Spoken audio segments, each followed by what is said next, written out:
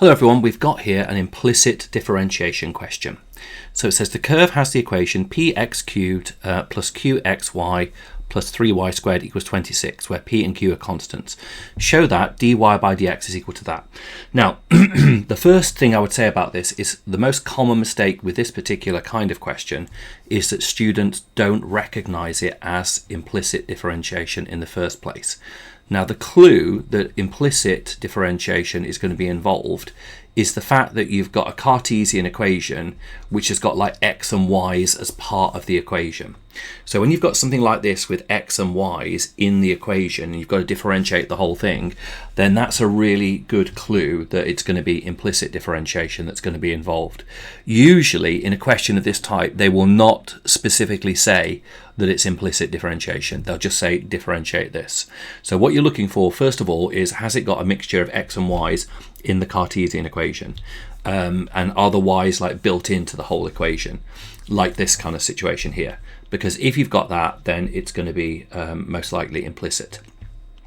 So let's look at the different terms. Now, the second mistake that people could make here is notice that p and q are just constants. They're not variables.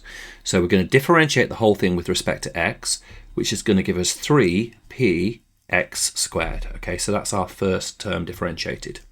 This is a product, so we're going to need to use the product rule. So I'm going to call u qx, I'm going to call v y. So therefore my u dashed is going to be q and my v dashed is going to be dy by dx, like that. So using the product rule, when I differentiate that, I'm going to have u dash v add u v dashed. My u dashed is going to just be q and my v is y. And then add my u, which is qx, times by my v dash, which is dy by dx. Okay, so let's just like kind of get this whole thing here written next to each other. That's my use of the product rule there. And then this one is going to go to plus 3 times 2 is going to be 6. Y squared is going to differentiate to y, but because it's implicit, we need to add the dy by dx on the end there as well. And then on the right hand side, 26 differentiates to 0. So now what we need to do is get everything, we need to factorize out the dy by dx from these two terms, take these two terms over to the right hand side and then divide. So first of all, let's take these two terms over to the right hand side. So that will give us qx dy by dx plus 6y dy by dx is equal to minus 3p x squared minus qy. Now we're going to factorize out the dy by dx, so we're going to have qx add 6y times by dy by dx is equal to minus 3p x squared minus qy, and then we're going to divide by qx plus 6y, so dy by dx is equal to minus 3p x squared minus qy, all divided by qx plus 6y. Okay, now let's have a look at that, and that is in fact in the required form, because our a is equal to minus 3 and our b is minus 1. Okay, our q is, well, that's already there, and then the c is 6. So that's our answer done there for part A. And let's just have a little look and see how many marks that's worth. So we've done that bit. That's 4 marks. That's pretty nice for 4 marks, to be fair. Now, given that the point P minus 1 minus 4 lies on C, and that the normal 2P has that particular equation, find the values of P and Q. So I think the first thing we would need to do here is to sub in the values of x and y into the equation in order to get some kind of expression for dy by dx. So I'm just going to write down the dy by dx, but we're going to sub in the coordinate minus 1 minus 4. So we're going to have minus 3p times by minus 1 squared, and then we're going to have plus no we're not, we're going to have minus q times by minus 4. And then that's all going to be over our q times x, which is minus 1, plus 6 times y, which is minus 4. Okay, so let's see what that's going to give us. So that gives us that our dy by dx is going to equal, that's going to be minus 3p. Okay, because minus 1 squared is going to be plus 1 times by minus 3p. Minus minus, that's going to go to plus 4q. And then here we're going to have minus q, and we're going to have minus 24. Okay, so that's so far our expression for dy by dx. Now, that's our expression for our dy by dx. So now what we're going to do is take the equation, it says the normal to C has this equation. So let's write down the equation of the normal in the form y equals mx plus c. So we've got 19 plus 26, 19x rather, plus 26y plus 1, 2, 3 equals 0.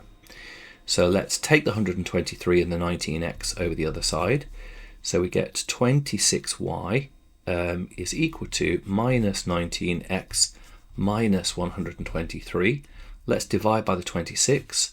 So y is equal to minus 19 over 26x minus 123 over 26. So this is the equation of the normal. So we need to take negative the reciprocal of the gradient, because we've got this kind of situation here where we've just found, here's our equation of our normal, and we've got the dy by dx is the tangent.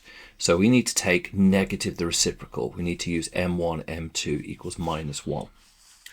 So negative the reciprocal of this is going to equal the gradient of the tangent. So we can say that minus 3p plus 4q over minus q minus 24 is equal to 26 over 123. Because what we've done there is we've basically, is equal to 26 over 19. 26 over 19. So the gradient there has been flipped. Okay, that's good. So let's see what we can do with this now. So from here now, we're just going to cross multiply this. Okay, so we're going to have 19 times by minus 3p add 4q is going to equal 26 times by minus q minus 24. Okay. Now, let's expand these brackets now and see what we get. So we're going to do 3 times by 19. So that's going to give us 57. So we have minus 57p. And then we've got plus 4 times by 19, which is going to be 76. Plus 76q is equal to minus 26q. And then this is going to be minus 624. So now let's simplify this term. So we get minus 57p there.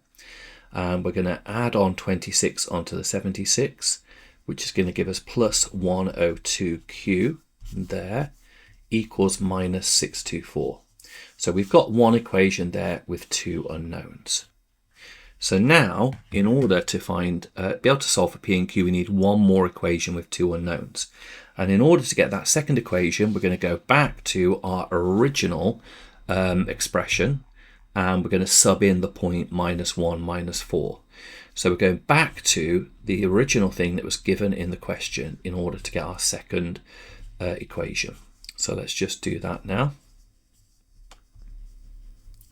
So we're going to sub in now the minus 1 and the minus 4 into this. So we get minus 1q plus q times by minus 1 times by minus 4 plus 3 times minus 4 squared equals 26.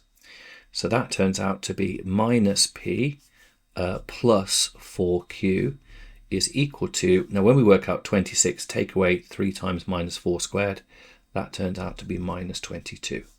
So we've got another equation there. So we have these two equations here that we can now solve simultaneously. So 57 plus 102q equals minus 624, and minus p add 4q equals 22. And at this point, we can just literally put those into our calculator, solve them simultaneously, and that gives us that p is equal to 2 and q is equal to minus 5. And that's that question done. Perfect. I hope you're finding these videos helpful. If you find this useful, do remember to like and subscribe to the channel. That's going to help me to keep on making more videos. And thank you for watching, and I'll see you in the next video.